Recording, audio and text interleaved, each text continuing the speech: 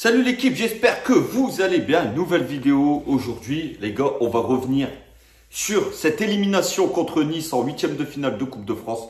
Je vais répéter un plomb parce que les gars, il m'a fallu 3 jours, au moins 3 jours pour digérer cette humiliation au Parc des Princes. Ces clowns, je dis bien ces clowns, nous ont privés d'un classico qui est allé se jouer dès la semaine prochaine au Parc des Princes, devant un stade rempli vu que les jauges sont levées. Il y aurait eu 50 000 spectateurs pour un très gros classico. Mais non, on nous l'a enlevé ça. La faute à des clowns, la faute à des chèvres qui ne savent plus rien faire, qui ne savent plus nous faire rêver. Donc le slogan du PSG, c'est rêvons plus grand. Je crois que certains joueurs l'ont zappé, l'ont carrément oublié. Donc voilà. Comme je vous ai dit les gars, cette équipe-là ne me fait plus rêver. Moi, beaucoup ont critiqué l'ère Laurent Blanc, l'ère Zlatan Ibrahimovic. Alors à juste titre, hein, attention, il y a eu des choses qui n'ont pas été faites peut-être bien. Mais à cette époque-là, le PSG était, pour ma part, mieux armé dans tous les compartiments. Il y avait peut-être moins de stars qu'aujourd'hui, mais le PSG, à l'époque, pour moi, était mieux armé. Toutes les lignes étaient fournies, les remplaçants étaient aussi forts que les titulaires. Or, aujourd'hui, ce n'est pas le cas. Si un titulaire n'est pas là, son remplaçant, c'est une brêle. C'est une grosse chèvre. On va parler de certains joueurs, les gars. On va parler de certains joueurs... on va revenir sur leurs prestations, mais ça a été catastrophique. Alors, je vais casser quelques joueurs aujourd'hui, je vous le dis. Même les dirigeants, l'entraîneur, tout le monde va en prendre pour son grade. Tout le monde. Donc voilà. Certains joueurs aujourd'hui au PSG n'ont clairement pas le niveau. Comme je vous ai dit, l'ère Zlatan, ça a peut-être, il y en a beaucoup qui l'ont critiqué, mais le PSG marchait sur ses adversaires, piétinait ses adversaires, lâcher ses adversaires, les laminer. Il y avait des 5-0 régulièrement au Parc des Princes. On voyait du jeu, on voyait du spectacle, on voyait des choses extraordinaires qu'on n'avait pas vues depuis longtemps, depuis les années 90, avec les Rai, Ginola, Valdo. Ça, aujourd'hui, on ne le voit plus. On s'emmerde quand on voit jouer le PSG. On a beau me dire, on a des Messi, des Neymar, des Di Maria, des Ramos, mais ces joueurs-là sont rincés. Aujourd'hui, moi je le dis, ces joueurs-là sont rincés, sont tout droit bons à mettre en maison de retraite. Tout simplement, les gars. Donc plus le coup de rein qui fait que... Alors Ramos, quand il joue, oui, il est bon. Mais Ramos, les gars, il ne joue plus. On va revenir sur son cas. C'est du verre. Vous le touchez, même à l'entraînement, il se blesse. C'est même pas en match, lui. Lui, il se blesse carrément à l'entraînement. Là où les mecs ne mettent aucun coup. Donc... c'est bien musculaire, donc le mec n'a plus le niveau pour jouer au haut niveau, justement. Donc voilà, retour sur cette élimination qui est quand même assez honteuse. C'est honteux de se faire sortir au Parc des Princes dès les huitièmes de finale de Coupe de France, quand on s'appelle le PSG aujourd'hui, quand on voit l'effectif, les investissements qu'il y a eu derrière cette équipe, c'est honteux de se faire sortir par Nice. Même si Nice, attention les gars, Nice, comme je vous ai dit, Nice, pour moi, depuis le début de saison, c'est peut-être l'équipe qui joue carrément le mieux au ballon. C'est carrément, ils jouent mieux que nous. De toute façon, Nice n'a pas volé sa victoire. Ils ont joué mieux que nous. Alors moi, j'ai entendu dire, ouais, Nice a joué derrière. Nice, les gars, on n'a pas vu le même match. Nous, on n'a strictement rien eu. Bulka, un gardien qu'on a prêté, nous a éliminés. Donc, faut arrêter. Faut arrêter. Et cette élimination chaotique nous prive d'un classico. D'un classico au Parc des Princes. Donc voilà aussi. Ça aussi, moi, ça me reste en travers de la gorge, ça. Xavi Simons, beaucoup lui ont tombé dessus. Ah, le mec, c'est lui qui nous élimine. Mais les mecs, oh, il a 18 ans, ce jeune. Il a pris ses coronets. Il a été frappé, lui. Certains cadres se sont débinés, ont perdu leurs couilles pendant la séance de tir au but. Je pense à des joueurs comme Prestel Kipembe, qui lui, je me rappelle, on a déjà frappé des pénaltys. Bah là, il n'y a pas eu ses couilles. Il a laissé un gamin de 18 ans, lui le capitaine, il a laissé un gosse de 18 ans aller prendre ses responsabilités. Alors il l'a loupé, c'est pas grave, ça arrive à tout le monde. Mais cette élimination au tir au but, elle n'est pas là par hasard.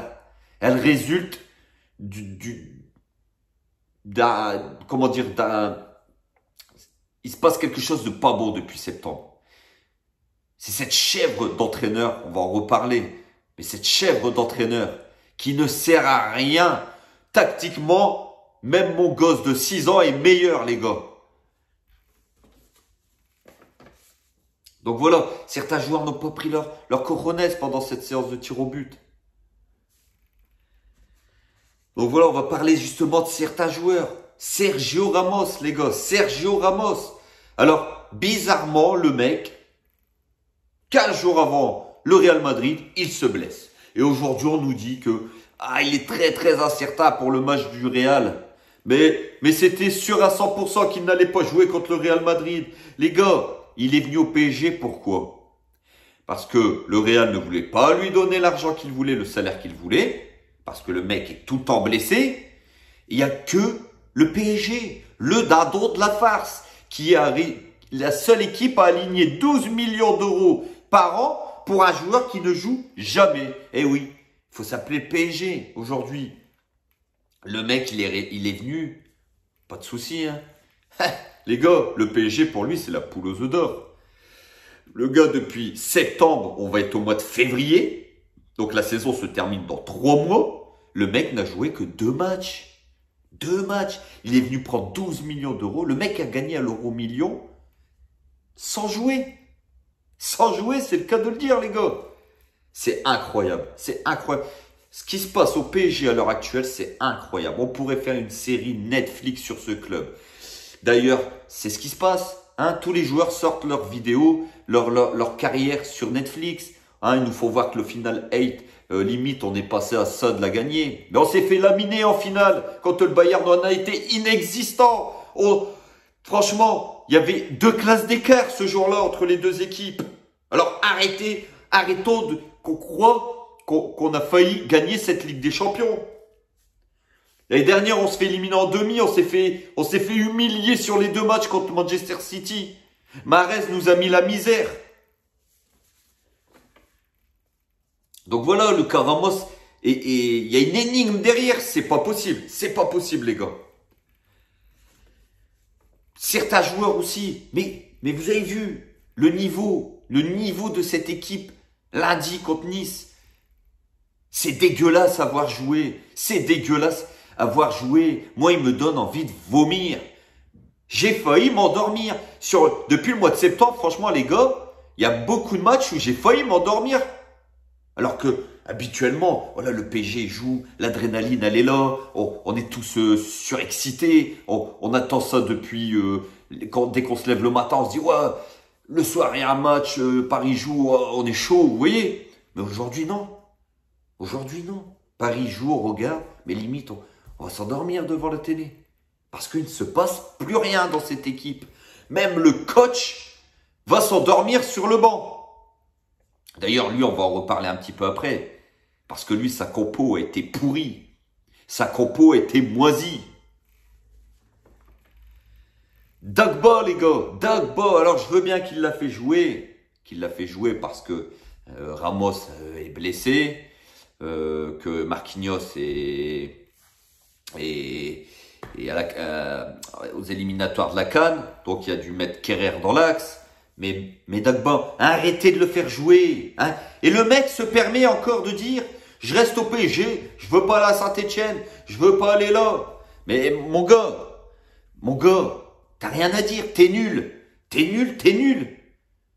Va chercher un U16, je suis sûr qu'il fera meilleur que lui. Herrera, les gars, même Pochettino, que c'est une brêle tactiquement, l'a fait sortir à la mi-temps. Vous vous rendez compte?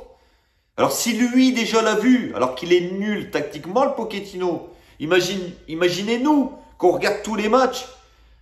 Non, c'est pas possible. Ce n'est plus possible. Danilo Pereira, pareil sur ce match. Alors, à sa décharge, il avait été plutôt pas mauvais ces derniers temps. Sur ce match-là, en fin de match, il nous sort 2-3 ballons de contre-attaque ou voilà. Mais j'ai envie de le voir plus régulier, Danilo. Plus régulier, mon garçon.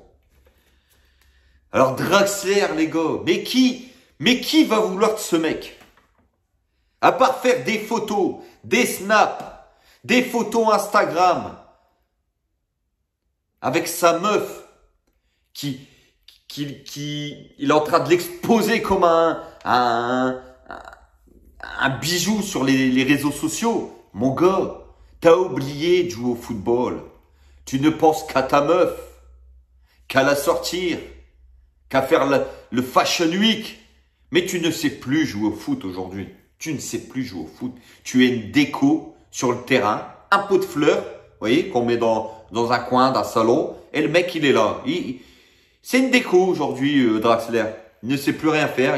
Il n'apporte rien offensivement. Mais strictement rien. Pareil pour son pote. Je vous ai dit, les gars, Icardi. Vous imaginez. Alors, Icardi, les gars, attendez.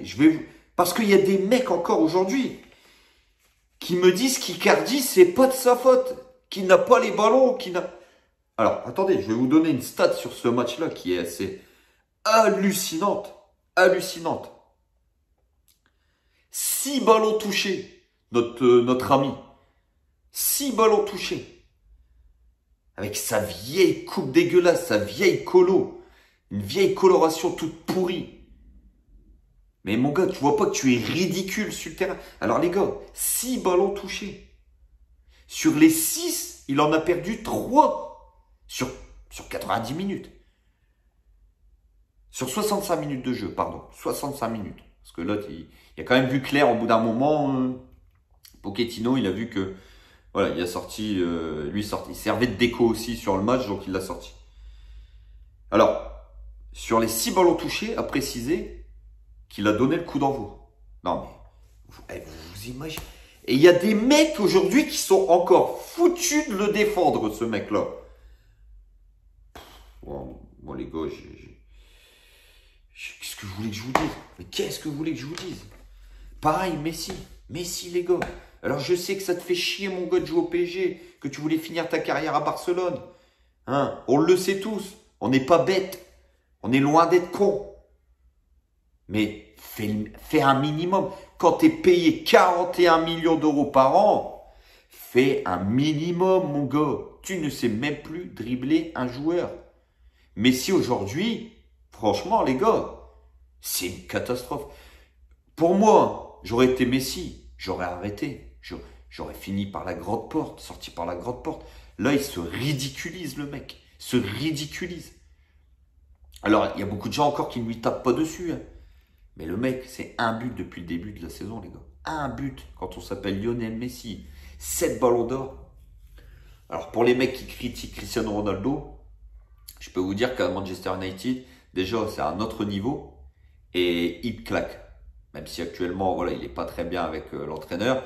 Mais depuis le début de saison, voilà, il a claqué pas mal de buts. Alors Messi, voilà, il traverse le terrain, les gars, c'est un fantôme. C'est un fantôme. Aucune émotion. On voit qu'il n'est pas heureux. On le voit.